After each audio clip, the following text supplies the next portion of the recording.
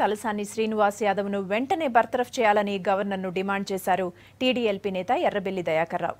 భవిష్యత్తులో ఏ ఎన్నికల్లోనూ పోటీ చేయకుండా వేటు వేయాలన్నారు. 6 నెలలు దాటినా తలసానిపై చర్యలు తీసుకోవడం లేదని మండిపడ్డారు. ఇక గవర్నర్ను కలిసి తలసానిపై చర్యలు తీసుకోవాలని కోరుతామన్నారు ఎర్రబెల్లి. ఒక పార్టీ నుంచి గెలిచిన వ్యక్తి మంత్రిగా కొనసాగింది భారతదేశంలో ఎక్కడా లేదు. ఓ పక్కన గవర్నర్ను పెట్టుకున్నావు, రాజ్యాంగాన్ని కూడా అనగదొక్కావు. 6 నెలలు దాటింది. శ్రీనివాస్ యాదవ్ గారు ఏం చెప్పారు? నేను రాజీనామాను స్పీకర్ గారికి పంపిస్తున్నా అని క్లియర్గా ఆయన పేపర్ స్టేట్మెంట్ ఇచ్చాడు. శ్రీనివాస్ యాదవ్, కేసీఆర్ గారు, గవర్నర్, స్పీకర్ గారు నలుగురు బాధ్యత వహించాలి. గవర్నర్ స్థానానికి గౌరవం విలువలు కాపాడాలంటే ఇమ్మీడియట్లీ బర్తరఫ్ చెయ్యి.